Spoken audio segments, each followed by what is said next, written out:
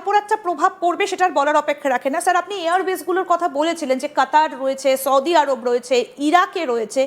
আমি একটা ছবি একটু আপনাকে দেখাই, ডুমসডে প্লেন আবার দেখা গেছে আমেরিকার আকাশে। স্যার, আপনি এটা আমাদেরকে একটু বলবেন যে ডুমসডে বিমান এটা কখন দেখা যায়, এর তাৎপর্যটা কি, ডুমসডে বিমানটা কি?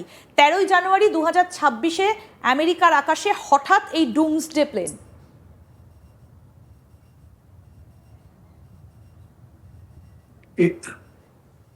হ্যাঁ স্যার, বলুন। এটা বেসিক্যালি একটা এয়ারক্রাফট আছে, এরা বম্বিং করে বেসিক্যালি, আর এটা ইউজ করে USA as a last resort. যদি ওয়ারে কিছু হচ্ছে না, তো এই এয়ারক্রাফটটাকে ইউজ করা হয় ভয় খাওয়াবার জন্য। তো এই জন্য এয়ারক্রাফটটাকে বলা হয় ডুমসডে, কারণ এটা লাস্ট রিসর্ট হচ্ছে ইউএসএ। এতে নিউক্লিয়ার কেপেবল বম আছে যেগুলোকে ডেলিভার করা যেতে পারে, আর এই জন্য এয়ারক্রাফটটাকে বলা হয়। তো এটাকে যে ফ্লাই করছে, এর মানে again it is just like a psychological pressure, কি পুরো ওয়ার্ল্ডে একটা থার্ড ওয়ার্ল্ড ওয়ারের চান্সেস আছে, যেটা ইউএসএ বলতে চায়, সো দ্যাট কি বাকি কান্ট্রিরাও ইরানকে প্রেশারাইজ করুক কি বাবা তুমি শুনে নাও কি ইউএসএ কি চায়, আর ওটাই নেগোশিয়েট করে নাও নিয়ে নিউক্লিয়ার ওয়েপনের বিষয়ে। তো এইটাই একটা আগেন এ সাইকোলজিক্যাল প্রেশার, নাথিং মোর। কিন্তু ইরানকে কেন সাইকোলজিক্যাল প্রেশারটা অন্য দেশগুলো দিতে যাবে?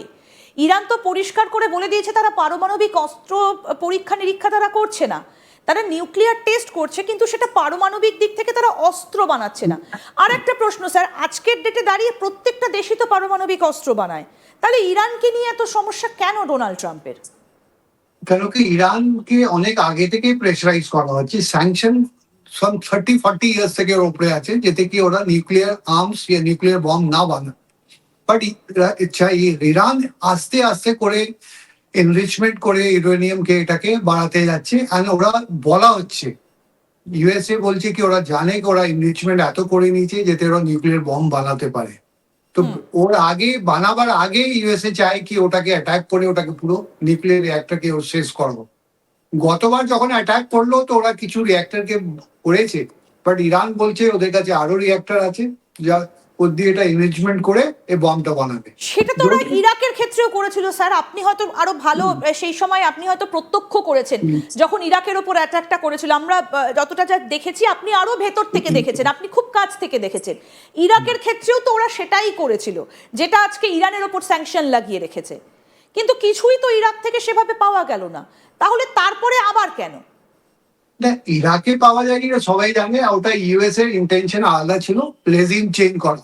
তো রেজিম চেঞ্জ করার জন্য কোনো একটা রিজন দিতে সেটা হবে। তো একটা ছুতো স্যার, সেটা তো একটা ছুতো, এই রেজিম চেঞ্জ করাটা।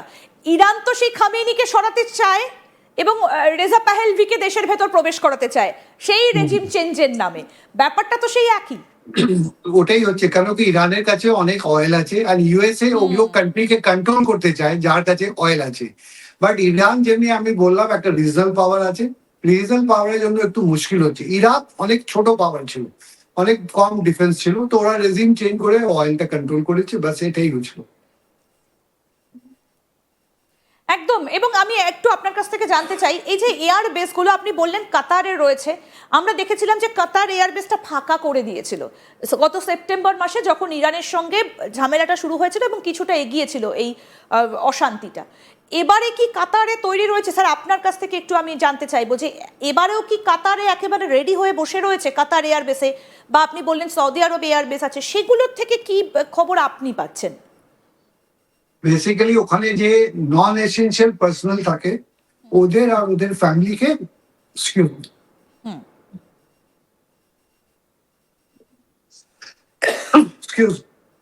তো ওদের ফ্যামিলিকে ওদের বলেছে কি তোমরা এখান থেকে চলে যাও, কেন কি যদি ওয়ার হয় তো ওদের একটু অ্যাটাক হবে ওতে।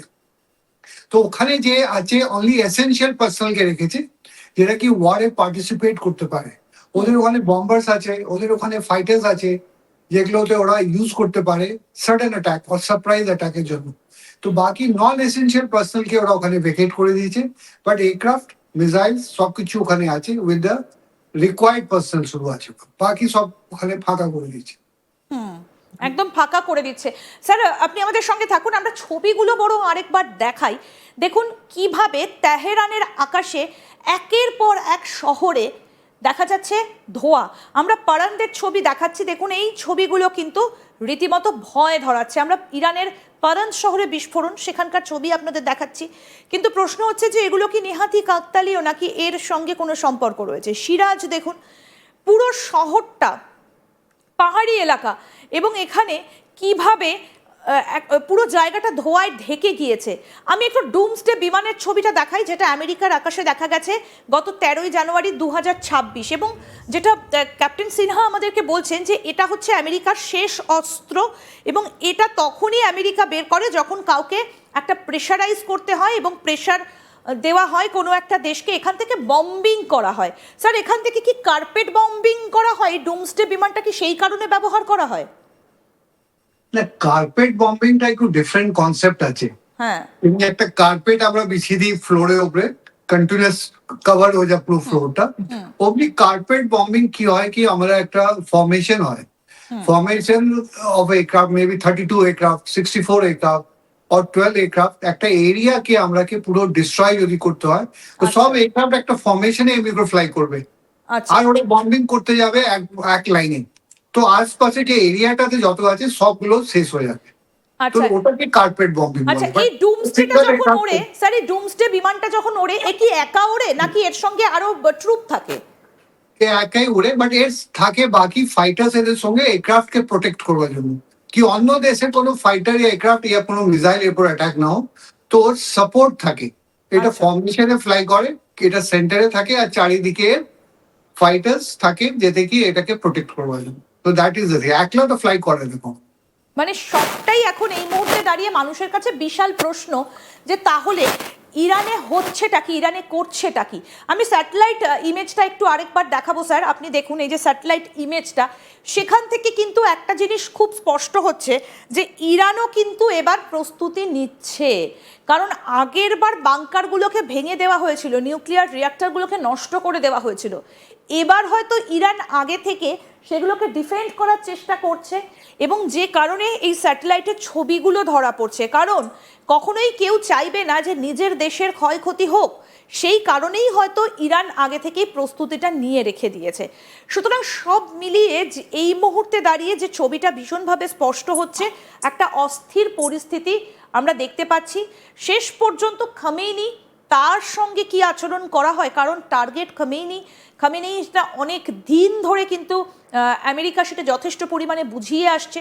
সুতরাং সেই জায়গায় দাঁড়িয়ে এয়ার স্ট্রাইকের নিশানা কি এবার ইরান, এই প্রশ্নটা উঠে আসছে, এবং এই ইরানকে টার্গেট করেই কি তৃতীয় বিশ্বযুদ্ধ শুরু হতে যাবে যে কোনো মুহূর্তে? কারণ ইতিমধ্যে আমরা জানি যে ভারতীয় দূতাবাসের তরফ থেকেও অ্যাডভাইজারি জারি করে দেওয়া হয়েছে, এয়ার স্ট্রাইকের আশঙ্কাও কিন্তু উড়িয়ে দেওয়া যাচ্ছে না। যেভাবে আকাশে যুদ্ধের মেঘ ঘনাচ্ছে